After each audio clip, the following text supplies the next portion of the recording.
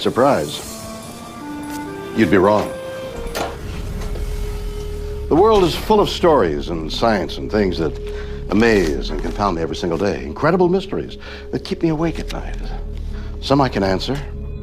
Others just defy logic. Like the surfer attacked by a great white shark. Incredibly, he survives thanks to the intervention of dolphins. Did they intentionally risk their lives to save a human? Or the skinny 110-pound Missouri teen who beats impossible odds by lifting a car to save his dying uncle? Do humans have reservoirs of hidden super strength? Weird or what puts it to the test? And is it possible to smell death? Across America, domestic pets are becoming harbingers of doom, accurately predicting when someone will die. Is that weird or what? Yep. It's a weird world, and I love it.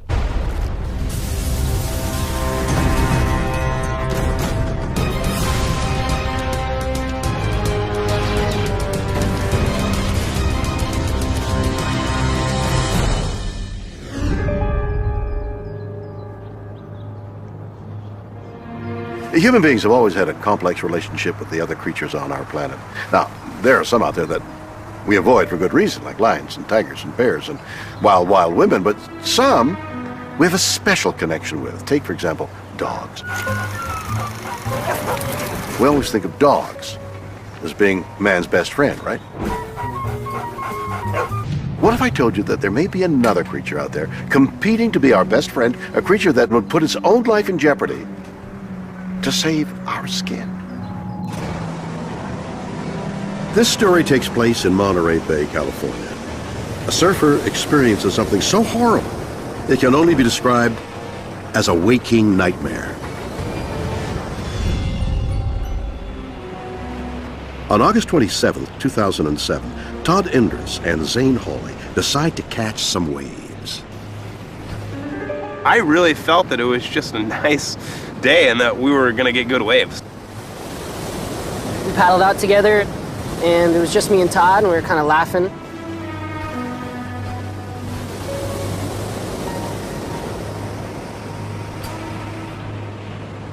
We were out in the water for probably about 45 minutes. It was just before 11 a.m. And I was watching one of my friends surfing in. I had just paddled back out, sat on my board, and watched my friend get a wave. I was just sitting there waiting for my next turn. Then seemingly out of nowhere, a huge 20-foot great white shark attacks Todd, biting into him with its rows of razor-sharp teeth. And it hit me really, really hard, traveling at a high rate of speed. It was going for the kill. When I heard this blood-curdling scream, and just all this blood kind of just squirting up and down. I just barely managed to scramble and get my board and put it under me. And literally, as I was putting the board underneath me, the shark latched onto me and sandwiched my surfboard with its bottom jaw and my back together because it bit me. It got me from my shoulder all the way down to my thigh, and it fit me in its mouth and shook me back and forth like you'd see a dog doing to a stuffed animal. I was literally with my back hanging off of my body, and it bent my right knee backwards and swallowed my leg into its mouth. So I was losing massive quantities of blood. I was just completely frantic and out of my mind, scared. But miraculously, something comes to his rescue. A nearby pod of bottlenose dolphins intervenes, attacking the massive killing machine. When I saw the dolphins kind of just freaking out in a frenzy and kind of pushing the shark away with their beaks. Tail slapping the water, trying to keep the thing from coming back for a third, a kill bite. The dolphins drive away the shark, but Todd is badly injured. And then, like it was sent from God, a wave came that was just a perfect little wave that was breaking right where we were, And I don't even know how I had the energy or the stamina or whatever it is to get into that wave, but I actually caught the wave. Within 10 or 12 seconds, I was washing up onto dry sand, and everything around me, all the foam, was just bright red. We all kind of patted him like, Todd, you're gonna be all right, you're gonna be all right. You know, but I was thinking like, I don't think he's gonna be all right. You know, I thought he was done. Todd is rushed to the hospital. It takes 500 stitches and 200 staples to close the massive wounds. Amazingly, Todd survives.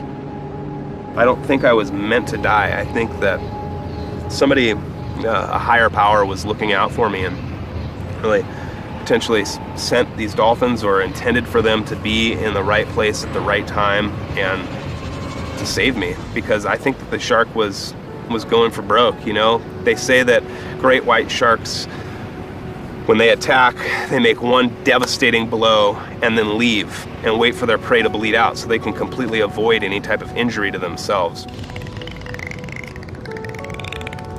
Did dolphins really go out of their way to protect that surfer dude? Maybe. I mean, after all, as far back as Aristotle, dolphins have been known as wise guardians of the sea, and throughout history there have been tales of them saving human beings and leading lost ships to the safety of shore. That's why we love them so much. But do they love us? Today, researchers believe dolphins are planet Earth's second most intelligent living things, and that they should be classified as non-human persons. But is it possible these superheroes of the sea actually help humans like Todd on purpose? Diana Reese, who has been studying dolphins for almost 30 years, believes so. Why would they do this? Why would they risk staying in an area where there's sharks? Why would they risk coming to the aid of a person? It's not a relative, it's not even one of their own species. Why would they do this? Diana's research shows that dolphins are incredibly intelligent and unique creatures possessing some human-like qualities. And these qualities may be the reason why they came to Todd's rescue. Here we're showing this ability of dolphins for mirror self-recognition.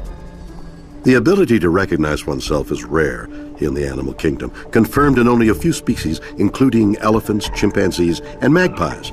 Dr. Reese's experiment was designed to find out if dolphins can recognize themselves in a mirror. In humans, mirror self-recognition emerges at about 18 to 24 months of age. And at that time, at least in human children, that's when the first signs of empathy start emerging.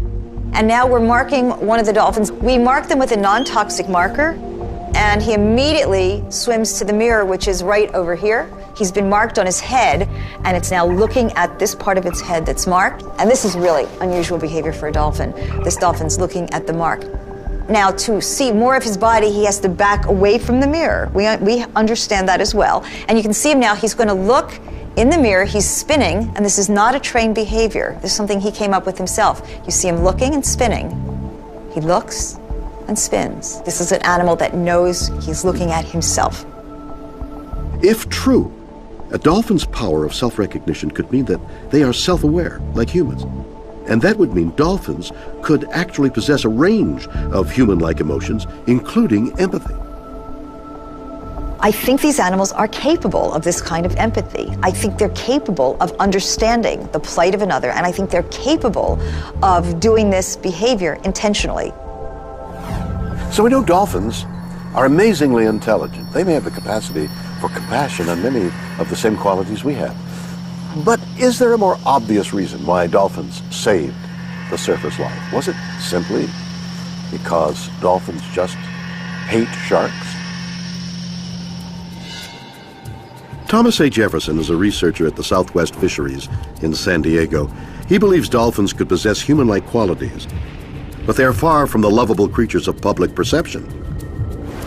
Is it possible the dolphins' actions were guided by another, far more sinister emotion? The image of dolphins as the happy-go-lucky playboys of the sea is not really very accurate. There are many reports where dolphins have actually injured or in some cases killed people. In 1994 in Sao Paulo, Brazil, a bottlenose dolphin acted in self-defense to ram and kill a drunken man who tried to thrust a stick into his blowhole.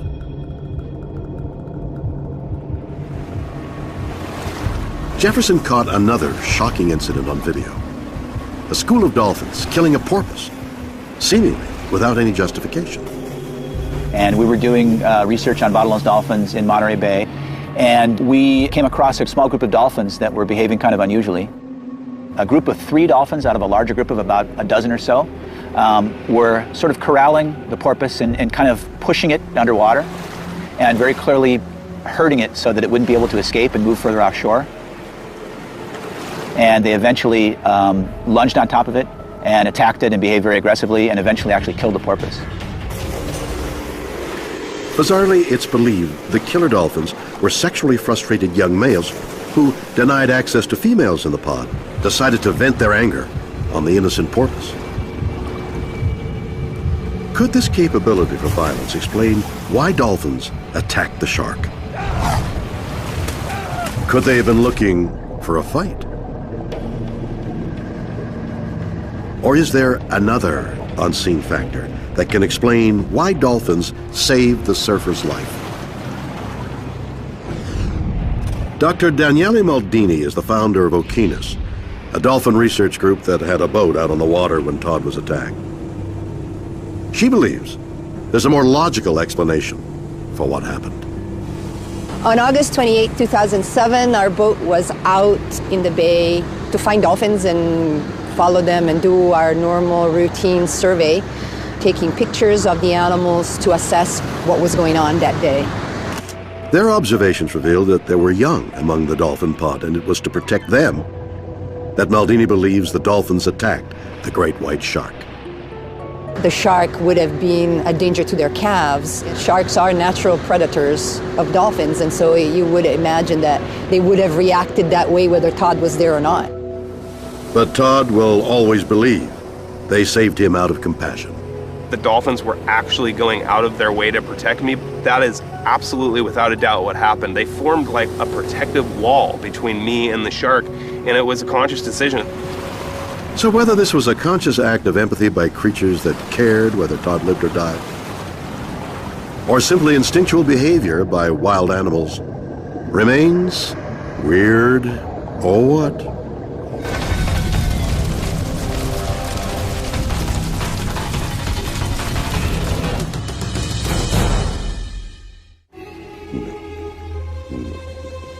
It's okay. Everyone loves pets.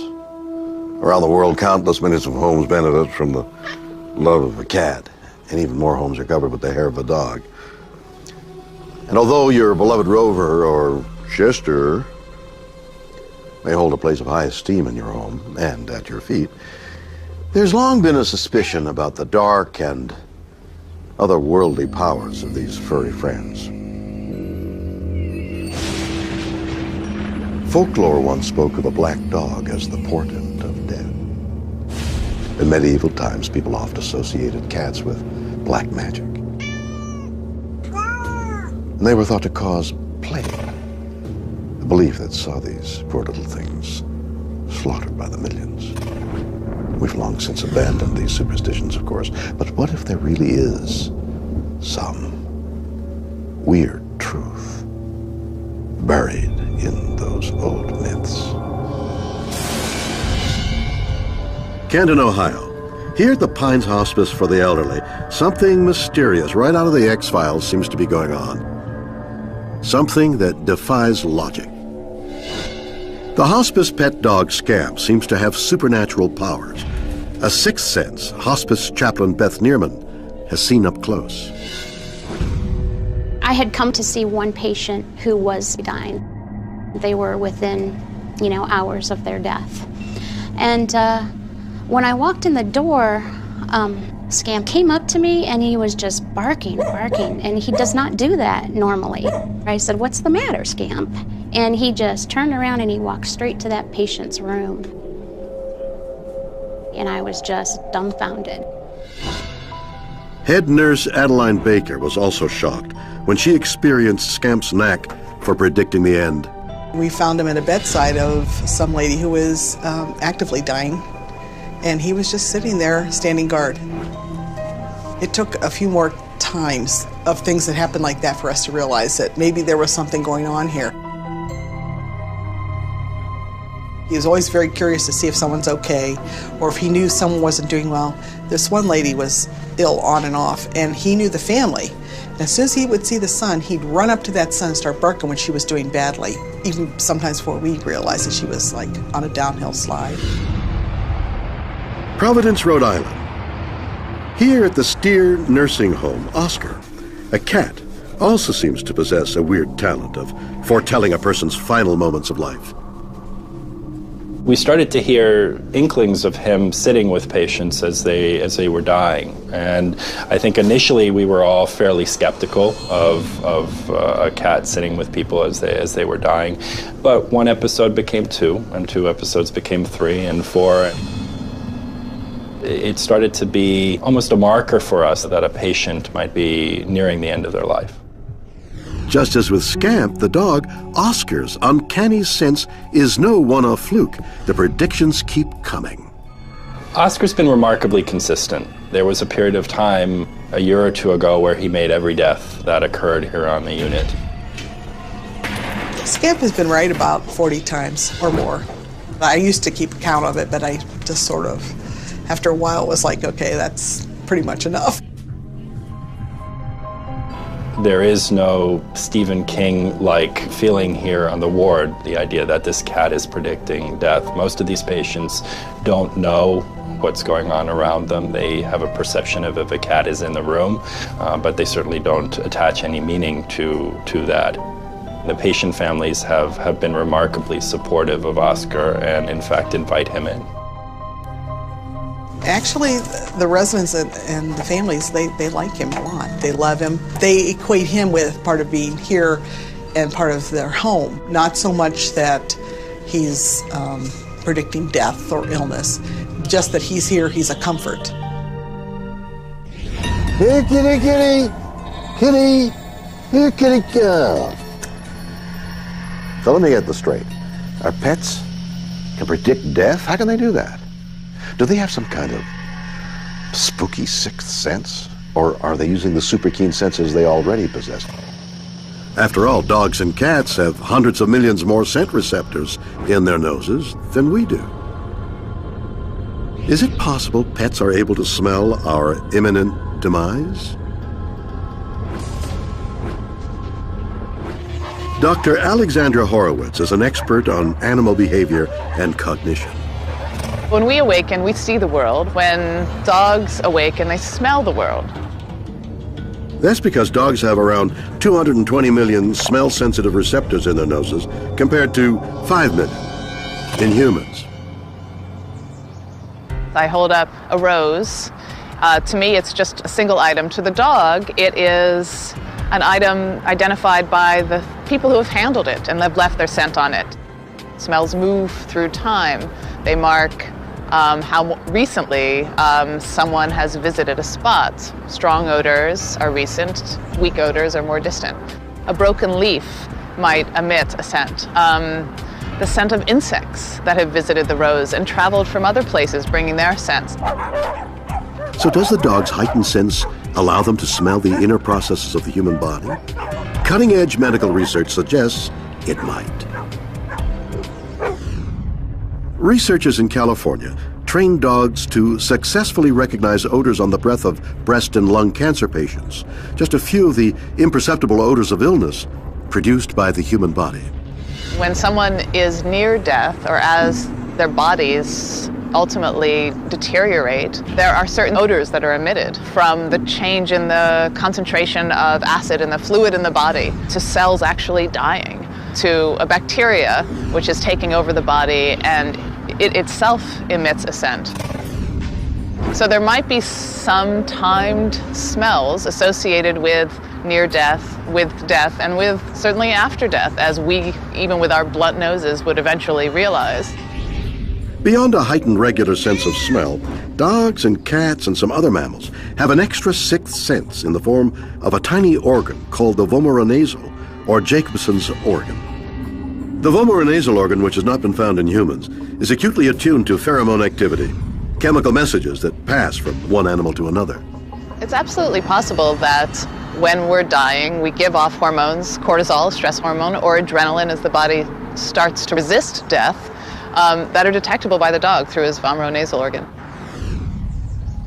It's conceivable, but does an incredible ability to pick up scent really explain how Oscar the cat and Scamp the dog are able to sense the death of a human being? What if the animals are picking up on something completely unrelated to scent? Could we humans be unwittingly talking to animals, giving away telltale clues as to our physical or mental well-being by using a means of nonverbal communication science is only beginning to understand? Toronto, Canada. A dog named Boston has been trained to respond to the epileptic seizures of his handler, Andy Brooks. But something weird is happening. It seems that Boston has developed the ability to sense Andy's seizures up to 40 minutes before they even happen. Boston would, detect these seizures by, whining and crying. And I'll be like, you know what, there's nothing wrong, Boston. I think you're just, losing your apples. But each time neurologists tested Andy for the kind of brain activity that normally precedes a seizure, they confirmed Boston's diagnosis. We checked by the doctor, and the doctor's like, yeah, you know what, I trust this dog with more than anything. So they got me hooked up and all that and found out, yeah, I'm having seizures, and he's detecting them before they happen. Scientists dismiss the idea even a dog could sniff out subtle changes to the electrical impulses of the human brain. So what can explain Boston's bizarre predictions? Ian Ashworth is a dog trainer and a program director of Dog Guides Canada. He has a hunch dogs' powers of perception go way beyond simple scent. We do find that some of our dogs do actually start detecting seizures. And it's something that we don't train for because as yet there's no real clear idea of what they're detecting. My own suspicion is that they are picking up on some subtle change in body language. Dogs are great readers of people's body language, and they can really tune into different moods and things that are going to happen. And so what we do is, if our clients notice that happening, then they do start to encourage it, just as they encourage any other area of the training. And anecdotally, we've had dogs that have detected seizures like 30, 45 minutes before it actually happens, which is amazing, and it's a huge bonus, really, for our client who initially gets this dog as a companion and to respond to their seizures, and then they suddenly find that it is actually giving them warning. The best guesses, I think, are that they're detecting a slight change in behavior, which as humans we become accustomed to, even around an epileptic. It's estimated that more than 60% of human communication takes place through body language. We're often unaware of this form of subconscious dialogue, but dogs are highly attuned to these cues and may even respond. We could have animals telling us information about ourselves all the time. A dog sniffs something on your leg, you don't notice it. It doesn't seem like a communication to you. But it might be that the dog is noticing something of information, and we just haven't picked up on the fact that they're trying to tell us something. You don't need to have the dog intending to tell us something about our leg or intending to tell the person something about epilepsy, but they notice it. So could pets like Scamp and Oscar really have the ability to pick up unconscious signals from their owners? It seems plausible. But before we make up our minds, let's consider another theory, something a little more esoteric. Now, when it comes to understanding cats, perhaps there's a more suitable expert of our feline friends than doctors and scientists. Witches have long been known for their special relationship with cats, known as familiars in witching lingo. Can a witch brew up some answers for us?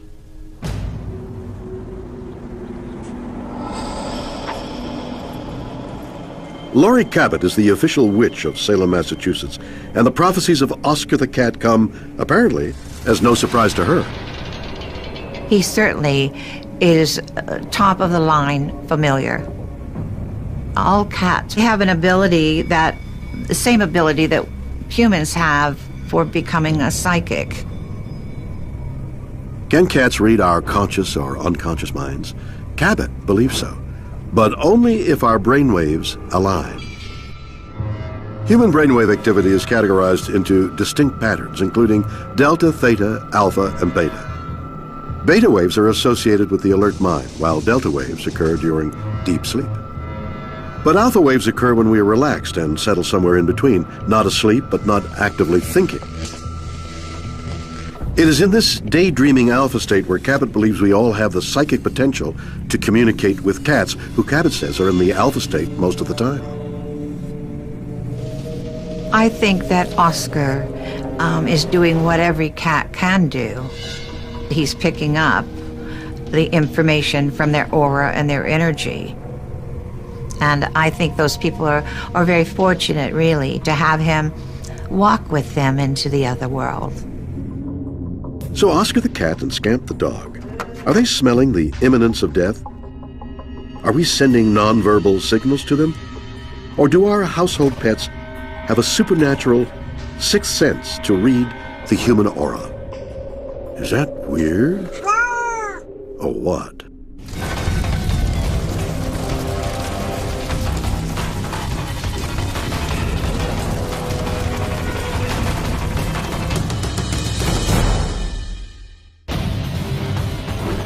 A skinny 110-pound Missouri teen beats impossible odds by lifting a car to save his dying uncle. Do humans have reservoirs of hidden strength? Weird or what? Puts it to the test. You know what I love about comic books? They're just pure fantasy and utter escapism. I mean, take the Hulk. Here's a regular guy who involuntarily transforms into an unthinking super being, capable of incredible feats of strength when faced with moments of extreme stress. It could never happen in the real world, right? St. Louis, Missouri, 2005. Jim McClain is under his El Camino, preparing to replace a starter motor, when the jack that's holding the car off the ground malfunctions. Took the old starter out, putting the new starter in, and I gave it one last crank. I seen it come out, it was coming down. Then it just collapsed right on my chest. Trapped under the car, Jim has several broken ribs, but worse, with his lungs compressed, he can barely breathe. Help! And when I yelled help, it just crushed me more. I was dying. I mean, I knew I was dying. And I'm going, God, don't let me die like this. Jim's scream is heard by his nephew, Jack McClain, then just 14 years old. There I heard someone yelling help. And as soon as I saw that it was coming from my uncle who was under the car, then that's when I freaked out.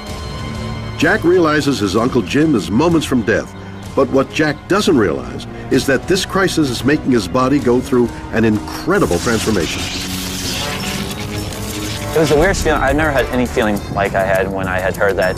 I felt sick, and I ran over there, and that's when I started lifting. With just seconds to spare, Jack attempts the impossible, to lift over 1,000 pounds of weight off his dying uncle. I treated this car as if it weighed 10 pounds. That it had to go up, and he had to get air. I just grabbed right here under this bumper, started pulling. It's a weird feeling, you know, that every inch you go, you can't stop. I was begging him. I mean, really, I went begging him. Inch by inch, Jack lifts the car off his uncle's shattered chest. You have to keep going. You have to find something. You'll use your toe muscles, anything you can find. And I just had to keep going. I couldn't stop. He keeps going, holding the car up long enough for his uncle to struggle free. That's what saved me. When the paramedics got here, they said another 10 seconds I've been dead. If he didn't have that strength just to lift that frame up a little bit, I'd be dead. It's probably one of the best days I've ever felt, you know, that I saved my uncle, and it's just something I will never forget. Okay, so what do we have? Some guy is getting crushed to death by a car, and then a terrified, scrawny little kid manages to save him and become a real-life comic book hero in the process. Let's think about this for a second. If he's lifting the car at the engine block, even just an inch off the ground, that's around 1,000 pounds. That's unbelievable. Or think about it this way. Jack lifted the equivalent of the world's deadlift record. How could this have happened? Is there something special about Jack McClain? David Sandler is a sports performance expert with over 20 years of experience training pro athletes. Today he's putting Jack McClain through his paces in search of the answers. I meet some of the best athletes in the world, but none of them saved anybody's life. Jack McLean, 14 years old, 110 pounds, just this tiny guy in a total panic situation, lifting a 3,500-pound car, which is probably over 1,000 pounds at the engine. I mean, just an incredible feat of strength. But amazingly, a feat of strength we're all capable of doing. It's estimated that we humans only use a maximum of 65% of our muscles' full capacity in everyday life. This gives good motor control, the ability to do delicate tasks, and it also makes us humans incredibly good at tasks requiring endurance. But what about the other 35%? Sandler's theory is this extra power can be summoned by unleashing an explosive phenomenon he calls hysterical strength. Hysterical strength is basically the ability to call on every muscle in your body to help do some task when you're really in a lot of trouble. You've got maximal muscle recruitment and you create an unbelievable amount of power and force and overcome the impossible. Within seconds of sensing danger, our brain sends a signal for our body to switch into an emergency state known as fight or flight. Adrenal glands start pumping out hormones designed to kick our vital organs into action. Our pupils dilate, making vision sharper. The heart races, blood pressure skyrockets. The liver releases glucose for quick fuel.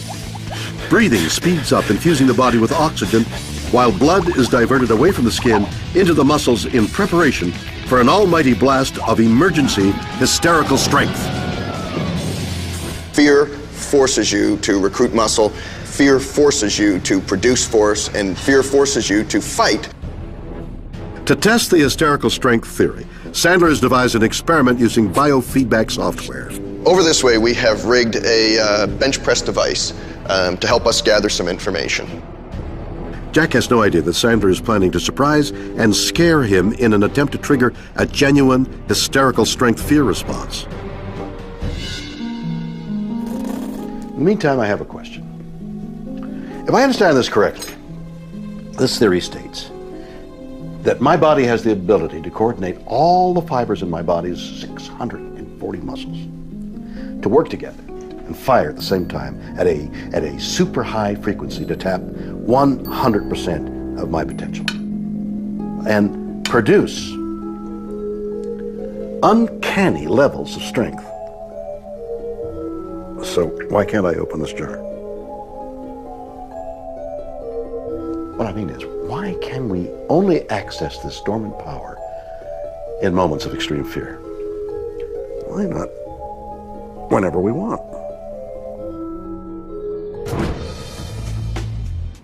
To find out, we need to take a trip into our evolutionary past.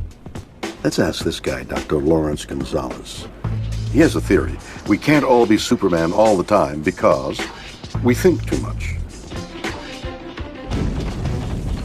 To him, a hormone-fueled physiological response is just part of the answer. The real explanation for such feats of strength is in how our brain rationalizes the extreme. If someone you love is pinned under a car, you might rush out and lift the car up without stopping to think that you can't lift a car. And the stopping to think is the key to this, because if you stop to think, you aren't that strong. All this thinking involves an area of the brain called the neocortex. The neocortex covers the outer layer of our brain and plays a critical role in controlling consciousness, language, reason, and logic, key characteristics that make us human. But according to Gonzalez, the neocortex also acts like an automobile governor, causing us to think twice, keeping our primal emotions in check. This overthinking makes us weaker, unable to tap into our full strength potential, a theory proven, Gonzalez believes, by the physical prowess of chimps. That is, the mechanics of their joints, the makeup of their muscles, their chemistry, all of that is pretty much the same as ours. They're simply able to take full advantage of it all the time. Even an average chimpanzee can lift more, jump higher than an elite human athlete. One reason for that, according to Gonzalez, is because they have a far smaller and less developed neocortex. So unlike us, the emotional instincts of chimps are far more unrestrained. They act without thinking and can summon 100% of their muscle capacity in everyday moments. So did Jack McLean manage to avoid thinking and override his neocortex? I didn't even waste time to think about, can I do it? I had to do it. Well, maybe he did. Okay, so science has a few neat theories to explain how we might react to these extreme situations. But does science have all the answers? Take the great explorer Sir Ernest Shackleton in 1908, a hero of mine. He and 3 companions survived walking for weeks, half-starved, across the frozen Antarctic wastes with a ration of just 1 biscuit a day. To what did he attribute his survival? Increased physiological response leading to greater endurance? No. To Shackleton, it was down to the reassuring presence of angels urging him on. So, could young Jack McClain have had a little help from, elsewhere? They think so. I always wear my cross, and I got Jesus tattooed on my chest. I always had him on my chest for many years. My grandpa, John Jack McClain, wouldn't be surprised if it was my grandpa looking over us. So what's going on? This is John Geiger, an author who has researched many such responses from those who have overcome seemingly impossible physical odds. He refers to it as third man factor. The third man factor is a sense that an unseen being, a presence, has intervened on your side in life and death struggles. It's hard to comprehend how one wiry teenager could do something that on a normal day probably 20 men could not do. It is hard to use any word other than miracle to describe that situation. Geiger can't prove this theory. But sports performance expert David Sandler thinks he can provide evidence for a more down-to-earth explanation of Jack McClain's heroic deed. Sandler believes it was down to something he calls hysterical strength, a biological response triggered by fear. To test this, he's brought young Jack to a gym. Getting different readings, Jen? Everything's good? Now, Jack thinks he's doing bench presses so Sandler can collect data on how his muscles operate in normal conditions. In fact, Sandler is preparing a little controlled accident he hopes will terrify Jack's body into action. Can Jack release his super strength again? Yeah, I think we're pretty good and ready to go. Oh! So much for that. Jack looks completely unfazed. But did the stunt provoke a hysterical strength response from his muscles? When the weight started falling, I just figured it was going to fall on me. So I tried to stop it, and then my heart started beating as I fell, so it was kind of scary at first. Let's check the data, starting with Jack's heart rate. He basically shot up to 150, almost 160 beats. 70 beats instantly. With your breathing rate, that jumped up considerably. You hit a 27 breaths per minute, like almost instantly. So again, bam, holy jumping, adrenaline dump, heart rate jump, breathing rate jump. So that's kind of cool. But what's really cool is the muscle activity. So here you are sort of moving along, all right? It's your muscles and you're kind of getting ready and going through. Now watch what happens to your muscle signal as we drop the weight. Oh, there it is. Yeah, see that? Yeah. Wow.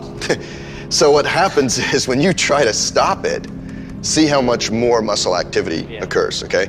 So as we're kind of doing this, you're sort of going up and down, we're getting a muscle reading. That was what you were seeing before. We drop the weight, you panic. You fire everything you got to try to stop it. The experiment has shown how a shock event can trigger a fear response, calling dormant muscle strength into action. But what happens at the gym will never match that day in 2005 when a skinny 110-pound teenager managed to lift a full-size car off his trapped uncle. Is that weird or what?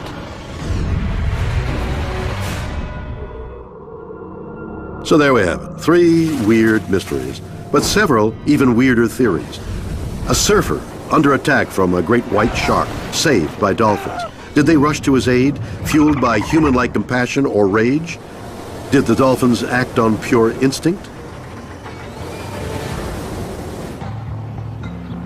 Cats and dogs, seemingly able to predict the passing of a human being. Are they detecting the scent of death? Are they picking up our unconscious body language? Or do our pets have supernatural powers? A skinny kid does the seemingly impossible. He lifts a car, saving his uncle from death. Was this extra strength fueled by a fear response, or did Jack McClane have a guardian angel?